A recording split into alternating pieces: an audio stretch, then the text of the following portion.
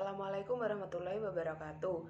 Perkenalkan, nama saya Ardini Afifah dengan NIM 215211081.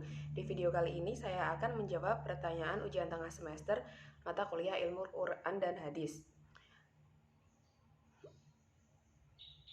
Menurut Azharqani, Ulumul Quran adalah kajian-kajian yang berkaitan dengan Al-Quran Al-Karim, baik dari segi turunnya, susunannya, pengumpulannya, penulisannya, bacaannya, penafsirannya, kemu'jizatannya, nasih dan maksudnya, penolakan terhadap penyebab keraguan Al-Quran, dan lain sebagainya. Definisi yang telah dikemukakan terlihat terdapat 9 macam contoh nama-nama ilmu Al-Quran yang disebutkan.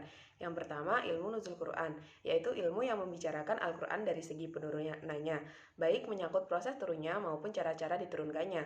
Termasuk di dalamnya ilmu asbab an-nuzul, yaitu ilmu yang membicarakan tentang latar belakang historis turunnya suatu ayat atau beberapa ayat Al-Quran.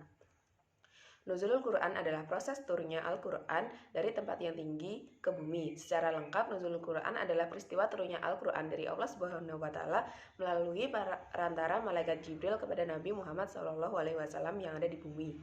Nuzulul Quran juga dapat diartikan sebagai penyampaian informasi atau wahyu dari Allah Subhanahu wa Ta'ala kepada Nabi Muhammad sebagai petunjuk bagi umat manusia untuk mencapai kebenaran.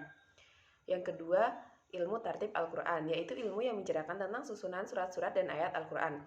Tartib Al-Quran adalah menerapkan kalam Allah yang diturunkan kepada Nabi Muhammad secara berurutan, baik urutan itu terkait dengan ayat-ayat Al-Quran maupun surat-suratnya. Yang ketiga, ilmu jam Al-Quran, yaitu ilmu yang membahas tentang pengumpulan Al-Quran, baik dari segi proses pengumpulannya maupun cara-caranya.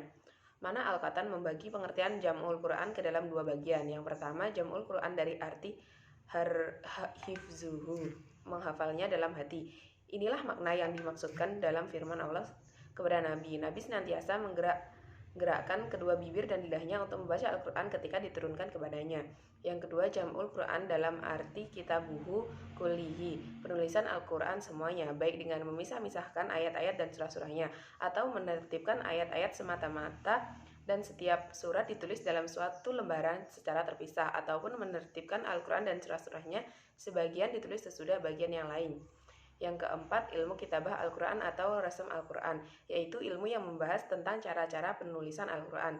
Yang kelima, ilmu qiraat, yaitu ilmu yang membicarakan Al-Quran dari segi cara-cara melafalkannya, yang dinisbatkan pada nama-nama imam qiraat, termasuk di dalamnya ilmu tajwid. Yang keenam, ilmu tafsir, yaitu ilmu yang membicarakan tentang cara-cara menjelaskan dan menguraikan isi kandungan atau makna ayat-ayat Al-Quran sedekat mungkin sesuai dengan apa yang dimaksud oleh